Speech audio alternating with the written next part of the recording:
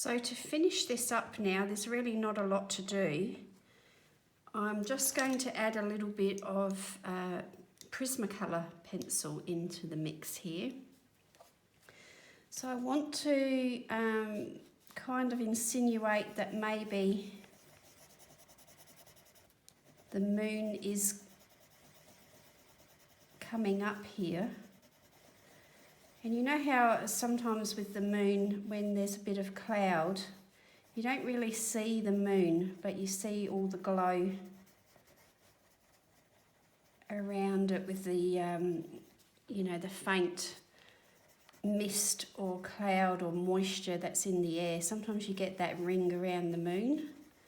So I'm not actually going to draw the moon as such, but I'm going to imply that it's there by doing that in a sort of circular motion and then letting that look like there's a bit of misty glow around it. And then where all this has dried now, I'm just going to do the same. So it kind of insinuates that, or suggests that there's a little bit of mist or moisture in the air. Now when the sun has gone down and it starts to get that little bit cool and damp,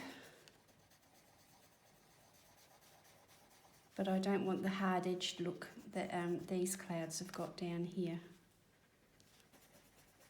And so all that is where the Inktense has dried, and it's areas where I have dropped the clean water into the Inktense wash, or the way that I've applied the Inktense in a irregular manner, that I haven't got that solid saturated look. It's gone very washy, and so I'm just exaggerating it a little bit with the Prismacolor white pencil, but I'm not really putting details in as such.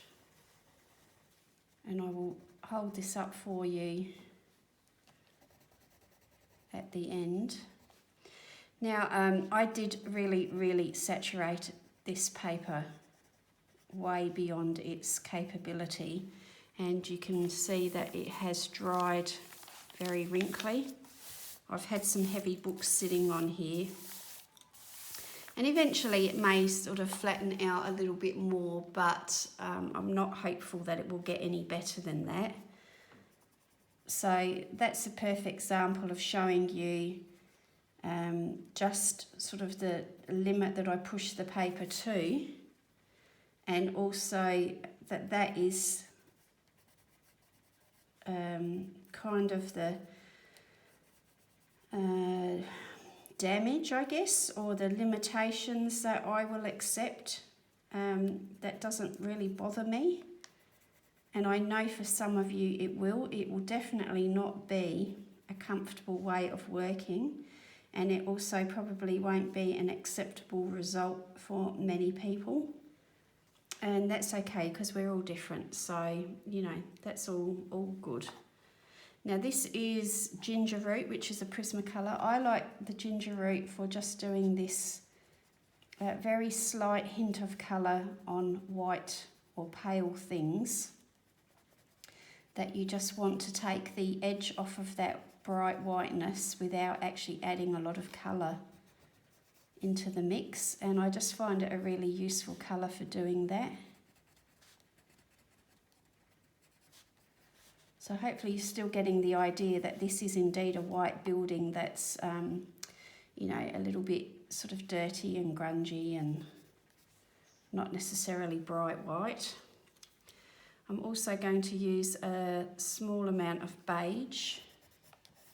Just going to put that up there. And I wanted to do that down the bottom here just to bring in a little bit of extra texture and a different sort of depth of colour to the Inktense wash that I did down there. And I might also use a little bit, this one is called green ochre, into the shadowy areas. What I've done with the Prismacolor is picked up colours that don't really seem to appear in other sets that I own. So instead of buying the full set of Prismacolor, I've just supplemented what I feel is missing out of other colours, other sets. And I just find, you know, for certain things they're ideal. And I probably don't, you know, I just don't need another set of pencils. So it's quite adequate to do that if you feel like it. Just supplement any sort of colour that you feel is missing by just buying a few open stock pencils from whatever your favourite brand is. This is 70% warm grey.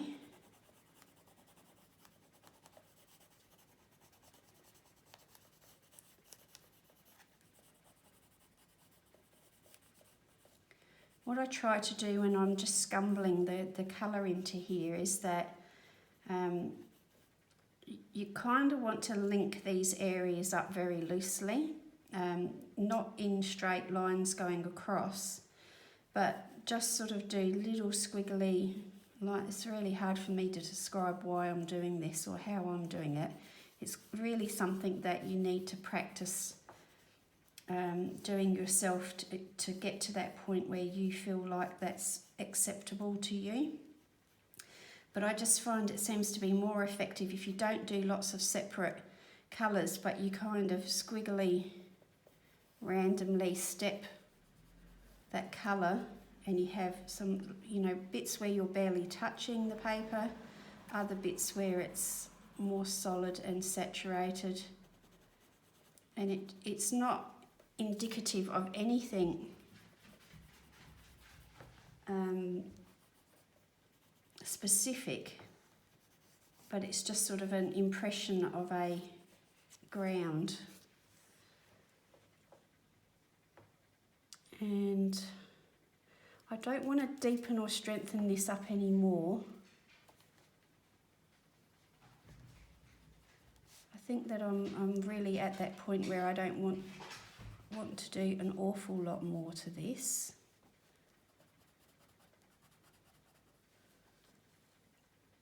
I did think that his hair was lost. So we'll just put a bit of darker colour into his hair there. And what I would like to do for this border around here is use the Jelly Roll metallic pen. It's like a deep red. I thought it would sort of match in with these Shiraz Inktense pencil. And I kind of don't want to, again, make it a focus, but I'd like it to sort of tie in with what's going on with the rest of the picture. But I don't want you to all sort of go, oh, what a nice border. You know, really this border should hardly be noticed that it's there, I guess is what I'm trying to say. Trying not to turn the book because you're on camera, but it really is awkward sort of position for my hands to be in.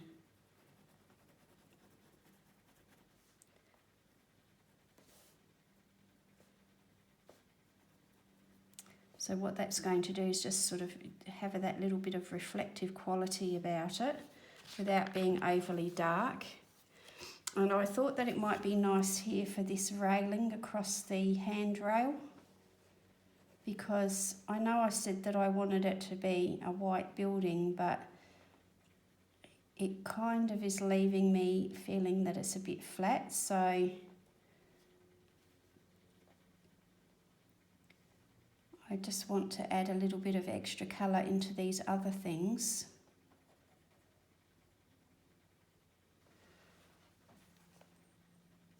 And that might be enough. Okay. I think I'm quite happy with the sky. would like to just brighten it up a fraction. So that bright blue, what have I got here? This one is Delft blue. And I'm just going to do, I've got a few areas here at the edges where I didn't take the Inktense right up to the edge. So I've got a really light touch here, which is quite unusual for me, but just a really light touch to firm up those edges. Just tidy them up a little bit, just make it a little bit less sloppy and a bit more polished. So it's not really adding a new colour into the mix, but what it is doing is helping to brighten up the deep indigo without being as vibrant as what the bright blue was.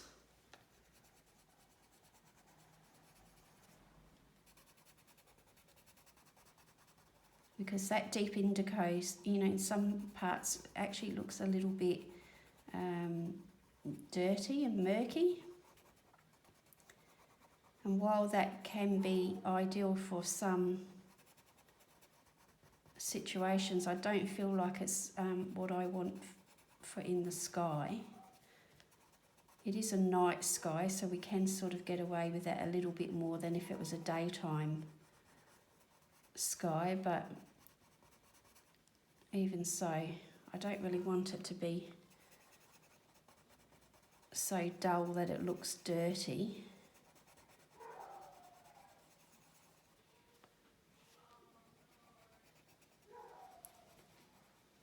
And you might be able to hear some voices. I hope that's not coming across on the camera. I don't know who's outside, but they're setting the neighbourhood dogs off.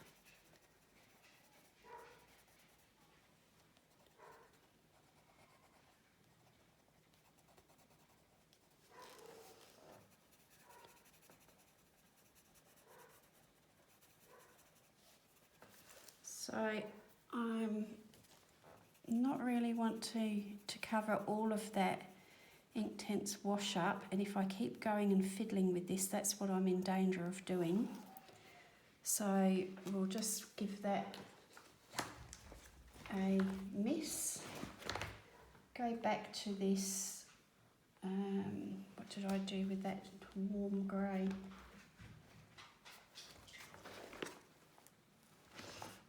It's amazing how you can put a pencil down and lose it. Alright, can't find it, so we're going to use a little touch of black instead, just to fill in some of this. And there we go, now we've got Fred starting in on it as well. Do apologise for that.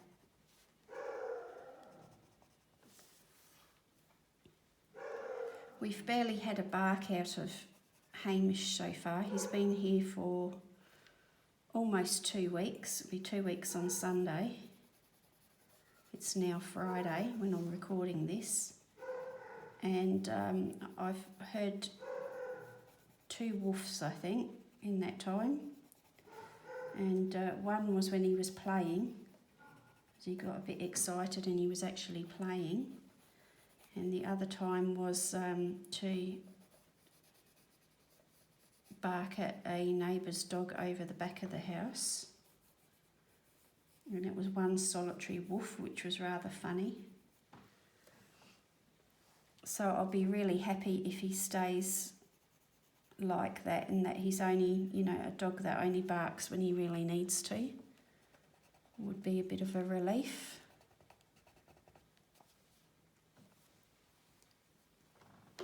Okay, I'm just going to do one little sort of hint of white as a reflection in small bits of that glass. It's not a indication of a light source, but more just sort of, you know, letting you know that there is glass in there.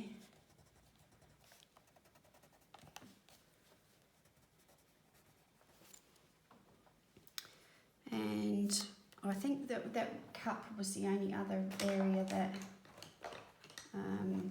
I felt like it needed something. So this is 20% warm grey. Just going to do a little hint of that at the base of the cup there on the saucer. A little bit in there. And same with his white shirt.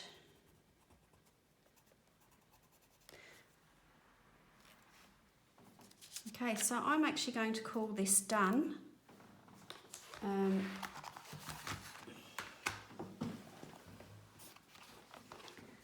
So you can see that's a few little bits of shine on there.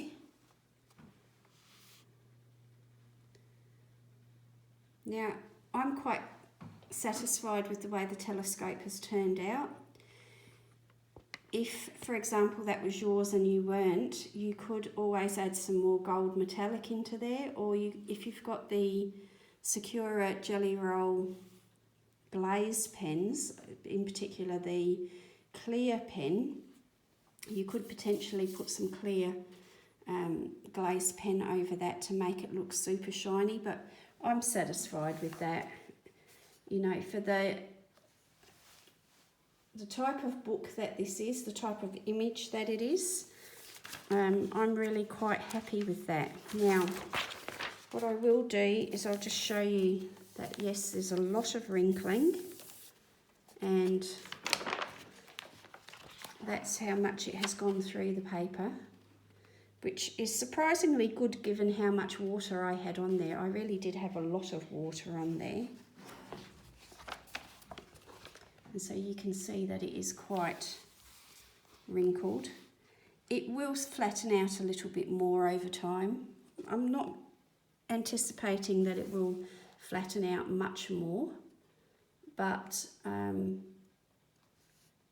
that's just a little idea for you of different ways to work with your Derwent Inktense pencils, how to get that very much watercolour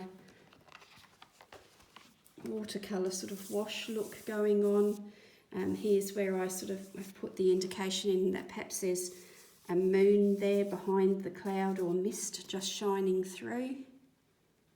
I could potentially put some dots and so on in there for stars, but I don't feel that's necessary, because to me this is like waiting for full night time to do the stargazing, and then the one that's in the back is pretty much like a nighttime version. Let's find it. Here we go.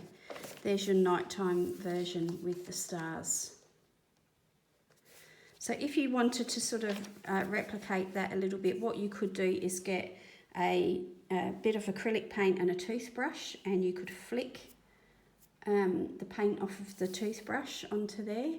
You'd have to mask off your other areas.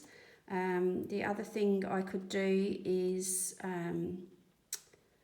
have the white Derwent Inktense pencil with the wet paintbrush and flick off the end of the paintbrush, to sort of show you what I mean by that.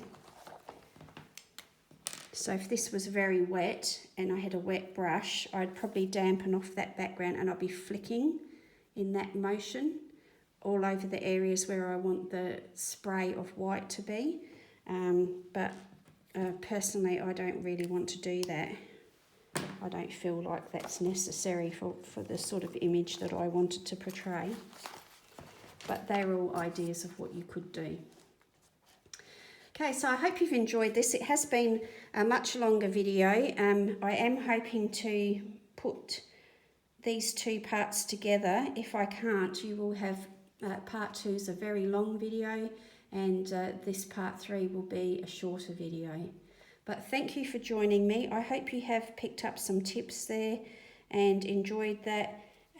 Thank you all for the feedback, letting me know that you wanted to see this page finished on camera. It's really very much appreciated, and I think I might potentially do a flip through of this book.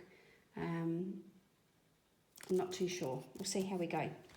Alright, so thanks again. Really appreciate you being here with me, and I will see you really soon in the next one. Bye now.